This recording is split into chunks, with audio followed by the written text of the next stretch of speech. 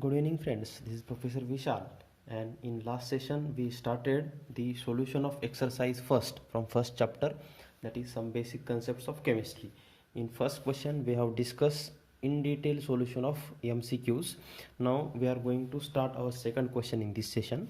So I have come up with the solution, answer each and every detailed answer I have written here. I will explain the answer one by one. So main sub question is question number 2, so which is answer the following. Question is like this: answer the following question. Also it contains 9 sub questions. We will discuss one by one. First question is question A: state and explain the Avogadro's law. State and explain Avogadro's law. So firstly we have to read the question carefully. So here what they will ask, they just wanted to explanation of Avogadro's law. Okay, now see, while writing the answer, if you directly write the statement, so it will not be the correct way to express your answer. Okay, always just put the background of that, what exactly the Avogadro's statement or Avogadro's hypothesis is there. Okay, so in 1811 Avogadro made a distinction between atoms and molecules. So this Avogadro gives the standard definition of atom as well as molecules. So according to Avogadro, atom is nothing but the smallest particle which may or may not have an independent existence, and he defines the molecule as it is also smallest particle which is capable of having independent existence. So he gives two standard definition of atoms and molecules and proposed this law. So that law is known as Avogadro's law. Now we will discuss the statement of Avogadro's law. According to the statement, equal volume of all gases at same temperature and pressure contains equal number of molecules. According to his statement, equal number of all gases at same temperature and pressure contains equal number of molecules. So I will give you one simple example. Let us say I am having 3 jars and that contains 1 liter of, let us say first jar contains 1 liter of oxygen, second contains 1 liter of hydrogen, and third contains 1 liter of chlorine in gaseous format. Okay, now if the quantity is 1 liter, if the quantity of oxygen, hydrogen and chlorine is 1 liter, so though these gases are different, according to the statement, equal volume of all gases, here volume is what, 1 liter, so equal volume of all gases contains equal number of, at same temperature and pressure, obviously contains equal number of molecules. Means what, first jar contains, let us say first jar contains 10 molecules, second jar will also contain 10, and third jar will also contain 10 molecules. So this is how the statement of Avogadro's law works. Okay, so we will see one example with the help of which it will be easier for us to understand this concept. So when we will combine hydrogen with oxygen, we will get water as a product. So this is your reactant side and this will be your product side. Okay, so obviously this is in gaseous form. So 2 volume of hydrogen is there and 1 volume of oxygen is there. We will get 2 volume of water. Okay, means what, if 2 molecules of hydrogen gas combine with the 1 molecule of oxygen gas to give 2 molecules of water vapor. Now water in gaseous format means what, it is nothing but the water vapor. So this thing we have to remember. Or we can also write hydrogen when combined with oxygen in gaseous format, we will get water vapor. Okay, so this means water is in gaseous form. So it contains 2 molecules of hydrogen, 1 molecule of oxygen. When they will combine, we will get 2 molecules of water. Okay, so this is how the Avogadro law works. So whenever the question is like this, we have to write all these details. Means first we have to write down this what exactly the Avogadro law gives us. He gives these 2 important definitions, atoms and molecules, then the statement, and with the help of such examples you can explain this statement. And again we will give such it will be better if you provide this example and giving the explanation containing the number of molecules and all such things. Okay, after this we are going to discuss next question from the second question. Actually we are discussing sub questions from second. Main question is your second question and this will be your first sub question. Let us move towards second sub question. Now here your second sub question is like this: point the difference between 12 gram of carbon and 12 AMU of carbon. Here U means AMU, or we called it as a unitary mass also. Recently it is replaced with unitary mass. Previously we called it as atomic mass unit, AMU. But one and thing is one and the same. So it is 12 AMU of carbon. So just we have to know the difference between 12 gram of carbon and 12 unit of atomic mass unit of carbon. See, the 12 gram of carbon is nothing but the molar mass of carbon. Molar mass of carbon means we calculate the molecular mass and we express that molecular mass in terms of gram. So this is known as molar mass of a carbon. Means 12 gram of carbon means molar mass of a carbon. Okay, and what about 10U or 12U or 12 AMU? This 12 AMU of carbon is nothing but mass of one atom of carbon or one carbon atom. So this is the mass of one carbon atom. So in this way you can easily find out the difference between 12 gram of carbon and 12 AMU of carbon. Basically 12 gram of carbon is molar mass and 12 atomic mass unit of carbon is nothing but the mass of simple one carbon atom. So in this way you can write the answer of such questions. Okay, so though it is firstly when we read this it is found to be somewhat difficult, but if you find out the concept you can easily write down the answer. If you know the concept, if you are familiar with the concept, you can easily write down the answer. Okay, now let us move towards third sub question. Question is like this: how many grams does an atom of hydrogen weigh? How many grams does an atom of hydrogen weigh? Now hydrogen atom is having standard molar mass of 1.6736 into 10 raised to minus 24 gram. So generally hydrogen or oxygen, or let us say oxygen, we are using in order to calculate the atomic mass. Basically what will happen when we discuss mass of an atom is according to Dalton's atomic theory, atom is the smallest particle, smallest indestructible particle. Okay, means it is very difficult to find out the mass of one atom. Okay, and for which we have to consider some relative masses, and for this we are going to consider relative mass of hydrogen as well as relative mass of oxygen as a standard unit, and it is found to be, in case of hydrogen it is found to be 1.6736 into 10 raised to minus 24 gram. And this mass of hydrogen in terms of gram is found by using a standard instrument, what we called it as a mass spectrometer. Okay, with the help of mass spectrometer we are measuring the mass of this hydrogen atom. Okay, so let's move towards our next question. Next question is like this. Question number D: calculate the molecular mass of the following. Okay, here three compounds are given. First one is NH3, that is ammonia, CH3COOH, acetic acid, and C2H2, C2H5OH is given. We are going to solve this in order to get the correct answer. So firstly we will see how to calculate the molecular mass. Now first we will take NH3. See, while calculating the molecular mass we have to use the concept of average atomic mass. We must know the average atomic mass of each and every element, and we have to multiply number of atoms into average atomic mass of one element, and then we have to add a number of atoms into average atomic mass of another element. Likewise we have to add and we will get our answer. For example, in this case let us say, see, number of atom is 1 in case of nitrogen, and average atomic mass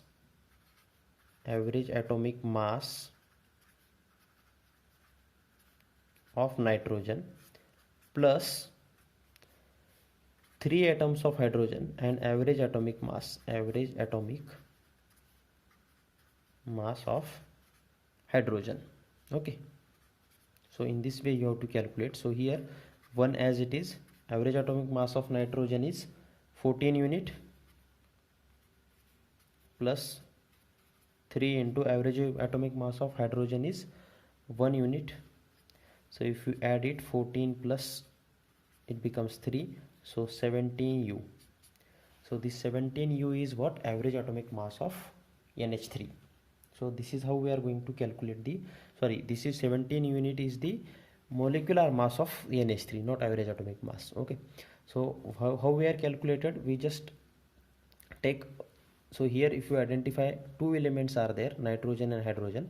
So first we will take the number of atoms of nitrogen, we multiply it by average atomic mass of nitrogen plus number of atoms of hydrogen into average atomic mass of hydrogen.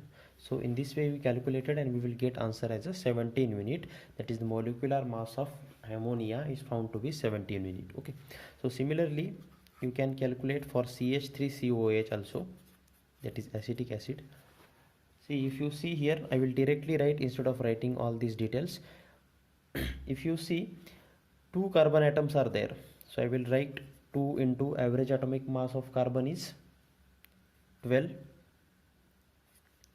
plus, again if you see here, total 4 hydrogen atoms, so 4 into average atomic mass is 1, and plus if you see 2 atoms of oxygen is there, so 2 into average atomic mass of oxygen is 16. So in this way you can easily calculate. So 2 into 12, 2 12 are, so 12 2s are 4, 24 plus 4 into 1 4 plus 16 2s are 32. Okay, so if you add it, 32 36 36 and 24 becomes 60 atomic mass unit or 60 unitary mass. So this is how we are going to calculate the molecular mass of acetic acid.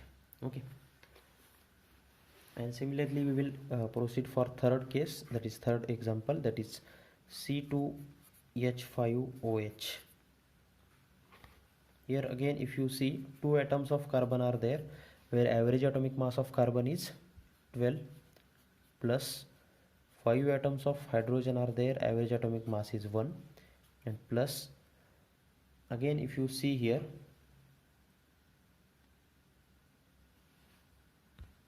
so instead of this 5 it will be better if you write 6 here. Okay, because one hydrogen atom is already there, so 5 plus 1 6, I am directly using this as 6 into 1, and one atom of oxygen is there, so 1 into average atomic mass of oxygen is 16.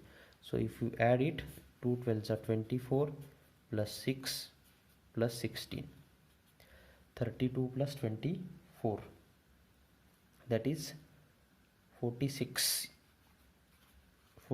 unitary mass. So 46 unit molecular mass of C2H5OH is 46 unit, for acetic acid it is 60 unit, and for ammonia it is 17 unit. So in this way you can easily calculate the molecular mass of any given compound. Okay, only the thing is what, you must know the average atomic mass. Average atomic mass, we have to multiply it by number of atoms in that particular number of atoms of the element in the particular compound. And similarly if 2 atoms are there, if 3 elements are there, 4 elements are there, we are adding them in a sequence and we will get our answer. Okay, after this we are going to proceed for our next question, that is question number E. Question is like this: how many particles are present in 1 mole of a substance? Now here we have to find out the how many particles are present in 1 mole of a substance. Okay, so when we see the mole concept, we must we have discussed about this 1 mole. So likewise we will use generally the concept of quantitative or adjectives,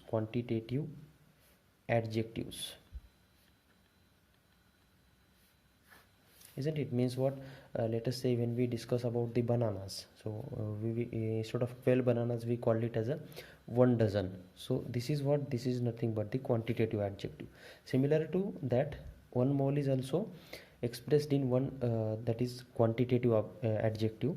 So number of particles are present in 1 mole are nothing but this much amount of particles are present, that is 6.022 into 6.0221367 into 10 raised to 23. So now here the particle means what? Particle may be any entity. It may be ion, it may be atom, or it may be molecules. Okay, so this is how the one concept of 1 mole is applicable. Okay, means 1 mole of any substance is nothing but 6.0221367 into 10 raised to 23. So this is most important. Most of the times what will happen, they will give you the compound and find out the one mole of that compound. So irrespective of the molecular mass, 1 mole means this much of quantity, 6.0221367 into 10 raised to 23. Okay, got it. So after this we will proceed for next question, question number F, and I will read the question. What is the SI unit of amount of substance? So if you remember, we already discussed in theory section the some of the fundamental and derived quantities. So amount of substance is also one of the fundamental quantity, and its unit is SI unit of the amount of substance is mole. Its unit is mole, and its symbol is MOL only. Okay, so unit is mole, MOLE, and symbol is mole. So basically mole is the SI unit of amount of substance. Means whenever I have to define the amount of substance, I will use this unit, that is mole. Okay, and symbolically it is represented by MOL only. Very simple questions are there. So after this we will proceed for next question. What is meant by molar volume of a gas? Okay, so we'll have a solution of this question. What do you mean by molar volume of a gas? Basically, as we all know, it is the volume. So it is nothing but volume occupied by 1 mole of a gas.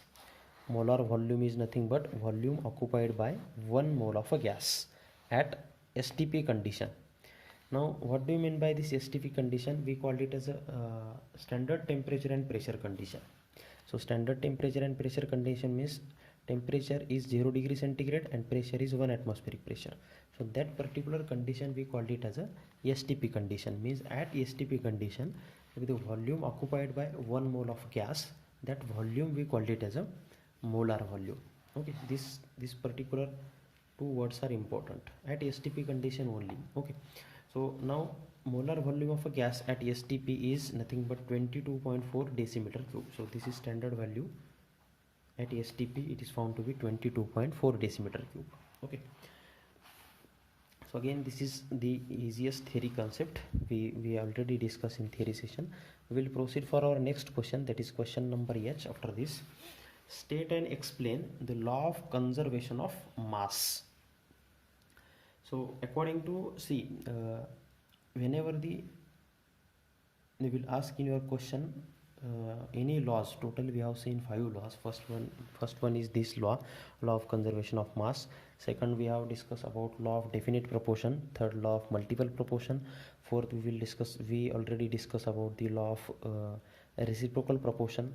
Then Gay-Lussac's law of gaseous volume, and at last we already discussed about the Avogadro law. Okay, so out of these 5 to 6 law, there will be definitely one question from this chapter. We have to question is like this: state and explain the law of conservation of mass. Okay, so basically the law of conservation of mass states that mass can neither be created nor destroyed during chemical combination of a matter. So this is the statement of this law: mass can neither be created nor be destroyed during chemical combination of matter. So according to this law, one concept is most important which is applicable. So that is, total mass of reactant is equal to total mass of product, or total weight of reactant is equal to total weight of product. Now we will see how this statement is validated with the help of one example. So this is how we are going to discuss with the help of example this law of conservation of mass. For example, when I will take this reaction, carbon when combined with oxygen, we will get CO2. So this complete side is what we called it as a reactant side, and this is your product side. Okay, now if you calculate the mass of reactant side, for carbon it is 12 gram average atomic mass, one atom is there, so 1 into 12. For oxygen, 2 atoms are there and average atomic mass of oxygen is 16, so 2 into 16, 32. So if you add them all, 12 plus 32, we will get 44 gram that is we called it as a molecular mass on reactant side. And if you see CO2, so for this complete compound we again calculating the molecular mass. For carbon only one atom is there whose average atomic mass is 12, so 1 into 12.